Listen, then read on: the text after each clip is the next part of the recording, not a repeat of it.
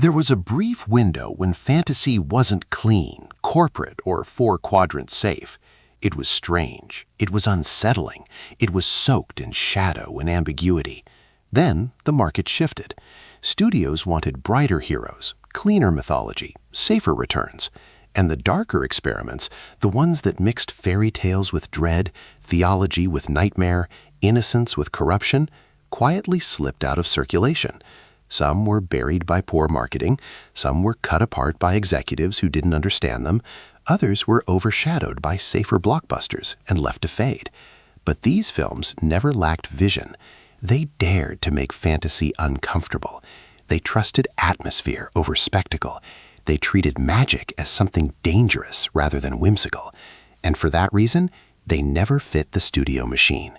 These are 10 dark fantasy films Hollywood tried to sideline, suppress, or forget, not because they failed creatively, but because they refused to behave. The Company of Wolves, 1984. Directed by Neil Jordan, The Company of Wolves transforms Little Red Riding Hood into a sensual, psychologically layered nightmare. The film blends fairy tale allegory with body horror, exploring adolescence and repression through visceral werewolf transformations. Practical effects show skin tearing and bones reshaping in disturbing detail. It never sought blockbuster appeal. Instead, it embraced theatrical staging and dreamlike storytelling. Studios struggle to market something so overtly symbolic and erotic within a fantasy framework. As a result, it received limited exposure compared to more straightforward genre entries. Its blend of folklore and Freudian imagery set it apart from commercial fantasy trends. Hollywood didn't know how to categorize it, so it drifted into cult territory. Yet its artistry remains undeniable. Lush sets, haunting performances, and a refusal to dilute metaphor.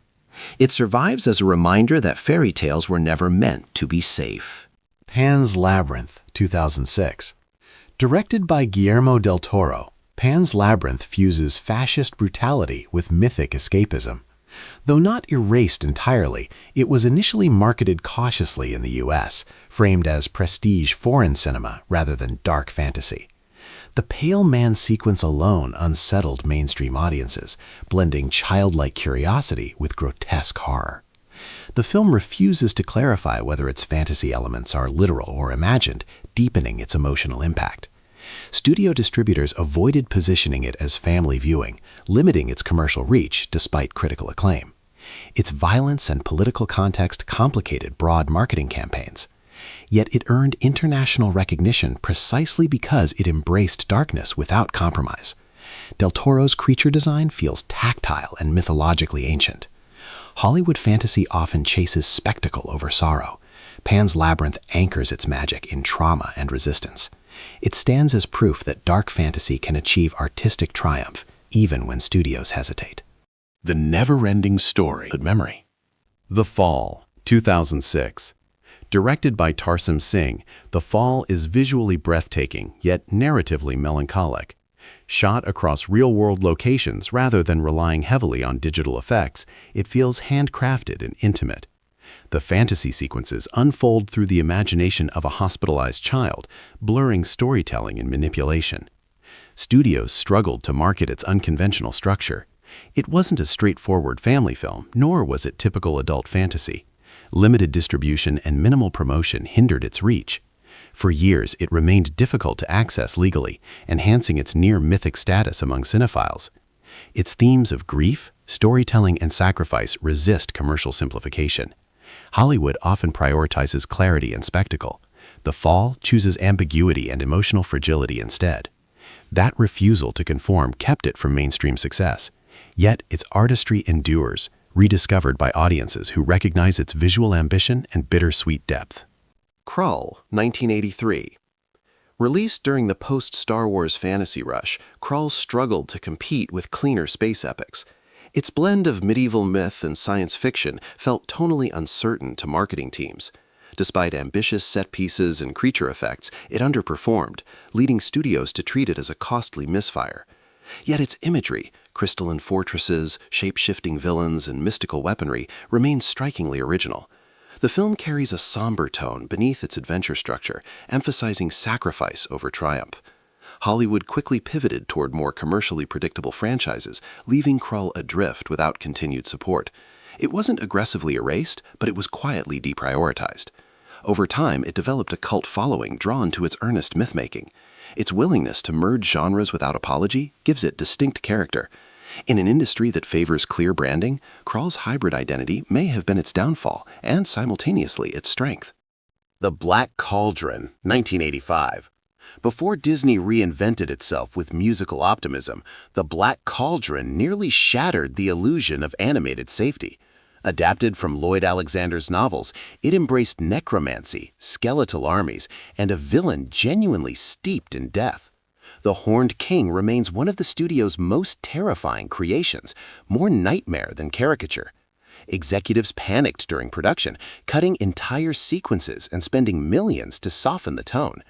The film underperformed at the box office and was quietly withheld from home release for years. Disney rarely acknowledged it, treating it like an uncomfortable experiment that didn't align with brand identity. Yet its gothic atmosphere and painterly backgrounds give it a distinct identity absent from safer fairy tales. It wasn't incompetent, it was simply too dark for a studio recalibrating toward mass-market appeal. Over time, it developed a cult following precisely because it feels like forbidden Disney, a glimpse of what might have been. Legend, 1985. Directed by Ridley Scott, Legend feels less like a children's fantasy and more like a fever dream carved from shadow. Tim Curry delivers an iconic performance as Darkness, draped in towering horns and seductive menace. The studio interference was immediate. The original cut, scored by Jerry Goldsmith, was replaced in the US with a more contemporary soundtrack to chase younger audiences. Scenes were trimmed, pacing altered, tone diluted. Marketing struggled to define whether it was epic romance or fairy tale horror. The result confused viewers and weakened its initial impact. Yet visually, the film remains astonishing. Handcrafted forests, tangible fog, practical effects that feel mythic. Hollywood didn't erase it outright, but it never fully embraced it either. Legend exists in a liminal space, too strange for mainstream fantasy, too earnest to be parody. Its darkness lingers precisely because it resisted simplification. Return to Oz, 1985.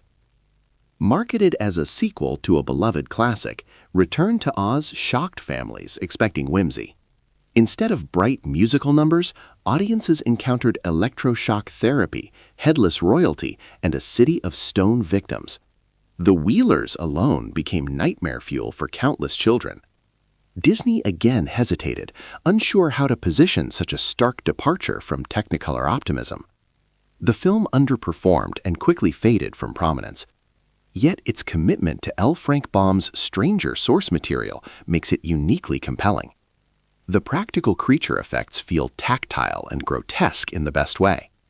There's no attempt to modernize or sanitize the imagery. That authenticity may have alienated mainstream audiences, but it preserved the story's unsettling roots. For years, the studio rarely promoted it, preferring the safer legacy of the 1939 original. Today, it stands as a bold, eerie anomaly, a children's fantasy that refused to smile on command. The Dark Crystal, 1982. Created by Jim Henson and Frank Oz, The Dark Crystal abandoned familiar characters for an entirely alien mythology. There are no humans to anchor the viewer. Instead, grotesque Skeksis rule through decay and corruption. The production relied on complex puppetry and animatronics, crafting a tactile world far removed from sanitized fantasy. Early test audiences found it frightening, particularly younger viewers accustomed to lighter fare. Marketing struggled to clarify whether it was for children or adults. It performed modestly, but never reached the heights of mainstream fantasy franchises. For years, it felt sidelined, respected but rarely spotlighted. Yet its uncompromising world-building has aged remarkably well. The film trusts its audience to navigate dense lore without simplification. Hollywood tends to smooth mythology for accessibility. The Dark Crystal refused, and that refusal made it unforgettable. The Witches, 1990. Based on Roald Dahl's novel and directed by Nicholas Roeg, The Witches delivered grotesque creature effects that startled young viewers. Angelica Houston's Grand High Witch peels back her human disguise in a sequence that feels genuinely monstrous. Test audiences reportedly reacted with fear rather than delight. The film's bleak ending, faithful to Dahl's darker tone, diverged from the comfort expected in children's cinema. Over time, it became overshadowed by lighter family adaptations. Marketing leaned into whimsy, but the imagery leaned toward horror.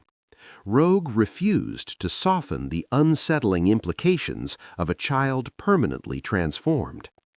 Hollywood tends to revise such narratives toward tidy resolution. The Witches resisted that instinct.